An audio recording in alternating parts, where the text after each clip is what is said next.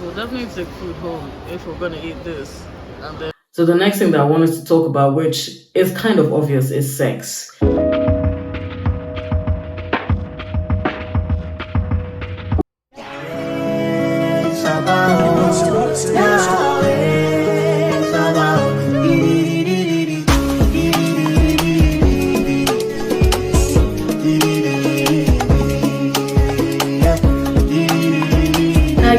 Welcome back to the channel. How are you guys doing? Hope everybody's doing good. Hope you guys are doing great. Good morning, good afternoon, good evening, bon dia, bon tarde, bon noite, wherever you are in the world. Hope you guys are good. If you're new here, my name is Jemima. I am a wife. I'm a mom of 2 toddlers.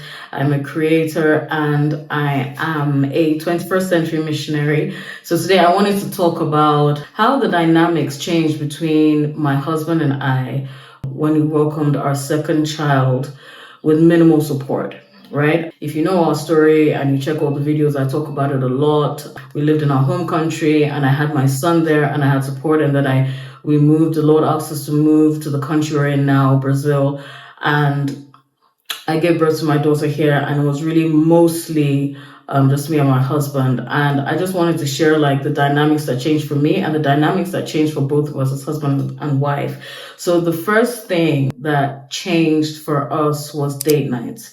And date nights even changed when we had our first son. Obviously, in the early days, early months, even the early years actually, but let's say the early months, your priority is, your child. And if you don't have that much support, you find that date nights is one of the first things that goes out the window, unfortunately. And that's something that my husband and I had to maneuver. We had to figure out a way to still have date nights, and date nights may become date days. If you do have support, then you may still be able to go out. But even at that, I found that even with my first son with support, we didn't go out as much, but we had to be more intentional. So I feel like you have to be more intentional with your date nights or your date days. And for us, now with 2 children and minimal support, date nights have definitely been something that have gone out the window, and date nights may change. You may have to look at bringing date nights into your home as opposed to going out. If you're a couple that goes out a lot, you may have to think about creative ways to have date nights. I mean, you may do things like, I'll give a few examples, like you can have a sip and paint each other over your dining table. When the kids have gone to bed, you can buy little canvases to paint on and little brushes and just a few paints, and it's really just to connect. Or you can just have a movie night. Again, just both of you after the kids have gone to bed, watching a movie. You may fall asleep, because that happens to me. I'm so gingered and then I fall asleep because I'm so exhausted. But, the connection is what really matters. So those are a few ideas and those are a few things that may change. I'm not saying that if you are someone who likes to go out, you will never go out again. Of course, you will definitely go out again. I mean, somehow the Lord has really provided help for us and we've been able to go out just like a couple of times. But I remember the first time that we were able to go for a date night, just both of us without the kids, or a date day more like, it had been over a year that it had just been both of us. And it was our amazing pastors. I have to give it up to our pastors. They have babysat. The first time before I gave birth to my daughter, my pastor babysat my son and we were able to go out, and the second time they babysat both children, and so we were able to go out. So you will see a bit of our date day / date night, mostly date day because we had to get home to the kids in the rest of the video. But that was very, very nice. It was nice for us to have that. So I encourage anybody, if you're able to watch a friend or someone's kids, you'll be doing their parents a whole lot of good, because the connection in marriage is still really important. And sometimes that connection can just go out the window when you have, little kids. So date night is something that may change if you do not have the kind of support. It will most likely change because, again, the focus is your kids. I know some couples have said that it's something they never gave up on, and they even took their kids along. But I believe that it's important for the couple to have that one-on-one time when they can. So the next thing that changed for us as husband and wife was sleeping arrangements. Again, this is very much particular and personal to us because I know, and the kind of children we have, I know that some parents have been able to get their kids to sleep in their rooms through the night, and that is great. But for me, with our son, it was okay because our son slept in our room in his crib and he was good. But then my daughter is a Velcro baby and she really likes to sleep with her mama. And so I realized that I wasn't getting any sleep because I constantly had to get up to go to her cot. So she started sleeping with me when she got older. And now my husband sleeps in the same room as my son. So we've actually been sleeping separately for a long time. And that works for us really because we get to sleep as opposed to having to get up constantly to go to the next room or constantly to carry the child from the crib, so that actually works for us. And it does not mean that we're not intentional about intimacy and having our own time outside of that. It just means that we have to be more intentional about intimacy and having our own time outside of that. And that is something that may happen. For some families, their kids sleep in their rooms, in their cribs, and they're good. But for a lot of families, I know that there's co-sleeping and different sleeping arrangements. So sleeping arrangements is definitely something that changed for us over time. So the next thing that I wanted to talk about, which is kind of obvious, is sex. Sex really did take a back burner in the earlier days of us having children, especially when we had my daughter, and we had 2 under 2 at the time, again with minimal support. Sex really, really took a back burner. And some couples were able to get back into the swing of things much earlier, much quicker. But it depends again on the healing of the woman. I mean, with my son, I had an episiotomy. So of course I had to heal fully from that before we could even have sex. And for some women, they don't tear and they come back and they're fine. With my daughter, I barely tore. I came back and I was back to myself really, really quickly. I wasn't sore and I was actually really good. But then the stress and the exhaustion of caring for 2 kids, 2 under 2 with minimal support, is another thing. So apart from healing, there is just exhaustion. And sometimes both of you may even be willing, but you just fall asleep because you're so tired. So that is definitely something that will most likely change and will most likely be put on the back burner. Ideally, I would encourage couples to try and get back into it as quickly as possible because it is actually good. It's actually good for both of you. If, of course, it's not painful for the woman, right? But it is actually good for both of you. It's actually a way to release stress. It's actually a way to release tension. And if it is pleasurable, it actually gives you a boost, right? It actually gives you a bit of a booster. So I would encourage couples to do that. But sex is definitely something that will most likely change. Another thing, and I think I mentioned this in one of my earlier videos, was husband and wife dynamics. My husband and I, at some point, we were just like roommates, and I mentioned that we were both like single parents. My husband taking care of my son and me taking care of my daughter. And in the same house, but just like colleagues working through the day. And at the end of the day, we shake each other and say, well done, good job today. So husband and wife dynamics may change. You're both tired, you're both exhausted, again, with minimal support. With my son, I had a lot of support, so it didn't change too much then, but it will change. The more children you have and the more you take on, it will change. And that was something that we just had to accept that it was normal for that season and not beat up ourselves about it, because at some point I did feel bad, like, should we not be more? But I just realized that it was a season. And as the kids have grown older and are both, toddlers and have grown older, our husband and wife dynamics have changed again. And, we've been able to build up more intimacy and we've gotten closer as well. So these things are seasonal and they will change. It won't be like that forever. It's temporary most of the time.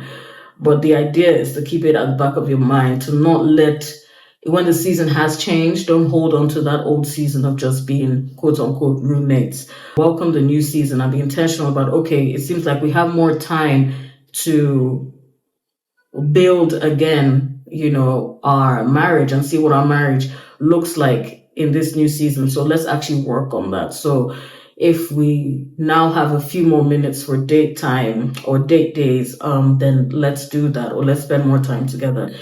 To be honest, all of this is really just being intentional about each season, each phase. But again, not beating yourself up if you're just tired. The next thing that I wanted to talk about that will most likely change is quiet time and morning devotions. With my husband and I, when it was just us, we had so much time. We could worship for hours, and I would play the guitar and we would sing or worship. We could just, but with kids, sometimes you're on the clock. And of course, the Lord understands, to be honest. He's the creator of families. He's the creator of early days. He's the creator of early months. So he knows the chaos and all of that. And the Lord is in the chaos, So quiet time will probably change. Quiet time may be quicker. I had to learn to do quiet time through the day. If I couldn't do it in the mornings through the day, I had to learn to do it with my kids. And I think there's a video I have of me playing the guitar, and I had to sit on the chair, on the arm of the chair, so that I was high, way up there, so that, my kids couldn't pull the strings while I was playing.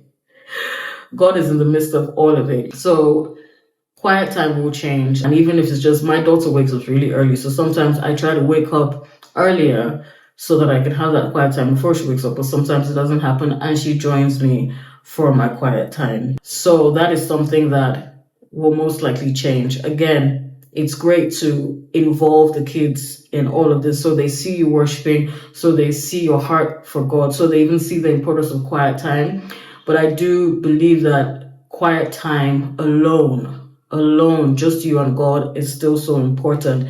Again, like I said, that will most likely change, and it may not be as frequent as it would be, or as frequent as it had been.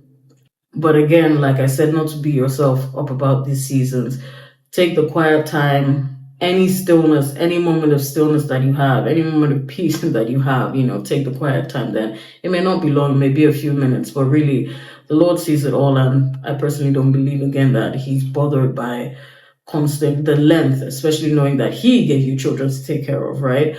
Because taking care of your children is worship to God as well.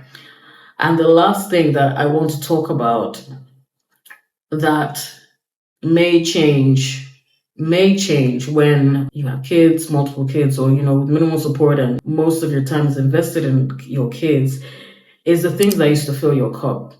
And for me, I realized that the lavish things don't fill my cup anymore. Like, I would love to do spa dates and, I love museums and art galleries and stuff like that. But I find I'm going to concerts, but I found that, I'm already exhausted when I do those things. And when I get back, I have, my children waiting for me. So I was exhausted before I did it. And it's taken the energy that I had, and then now I have to expend more energy because I'm coming back to my kids to take care of my kids, right? Even with my husband there. So I find that I am very big on things that do not take too much of my energy. That is what fills my cup now. So I am bigger on smaller things, really. Just like having a cup of coffee in peace and quiet on my balcony is something that fills my cup. Watching a movie and a light-hearted movie. I can't do anything that drains me these days. I can't watch movies that take too much of my brain power or take too much of my emotions. I can't do those anymore. Those are things that I need something that is a bit lighthearted. Or I remember I ordered a puzzle, and my husband and I used to do 1,000-piece puzzles, right? And I ordered I think it was 500-piece puzzle, and it's still been in the shelf because I tried to start it, and I just realized that it was too much. It was too much brain power processing. It was taking up too much of my CPU, and I just realized that, wow, like, you don't know how much of motherhood actually takes from you in every way. And I found it difficult to do, and I haven't even, I put it away. I think I should have started with something that had less pieces. But I realized that the things that fill my cup these days are, sitting in a cafe has always filled my cup. But really just the littler things are the things that fill my cup. And I think at some point I'll probably go back to the more lavish things, and I'll probably, do the more lavish things once in a while. But I wanted to say, Mama, that it is not, if you find that things are changing, your interests and things that fill your cup or pour into your cup are changing, it's very okay. It's very, very okay for that season. And for me, I realized that there was no need holding on to, oh my God, this is what I used to do before and I must enjoy it now. If I'm not enjoying it now, then I'm not enjoying it now. So I'll find the things that I do enjoy. And if they seem smaller and simpler than the things that, then that's fine. That's the current season I'm on. So those are the 6 things that I wanted to talk about that have changed. And that may change for you coming into motherhood. So these are 6 things that I wanted to talk about that may change when you come into motherhood. Date nights may change, sleeping arrangements may change, sex may change, husband and wife dynamics may change, quiet time may change, and the things that used to fill your cup. So that's it from me. I hope you enjoyed the rest of the video. I'm going to give you guys a glimpse into the date night that we had. And this was a couple of months ago. Our amazing pastors, like I said earlier, watched our kids. And we went out. We went to Paulista Avenue in São Paulo, which is a popular avenue. And it was really just nice. We didn't even do much. We just walked around holding hands, and then we went for dinner. And that was really, really nice. So I hope that you enjoyed the rest of the video. And please don't forget to like, comment. Thank you for the comments on the last video. They're really, really encouraging to me. Don't forget to like, comment, and share if my videos, if my videos are a blessing to you anyway, please share and encourage others to subscribe. And if you haven't subscribed, make sure you subscribe. All right. Thank you guys for hanging with me today. If you've come into motherhood or you're a seasoned mother, wife, all the things, and you could relate to any of these points, please share in the comments below. If you have anything to add, please share in the comments below. And I'll meet you guys there. All right, guys, have an amazing, amazing day. Enjoy the rest of the video. Ciao, ciao.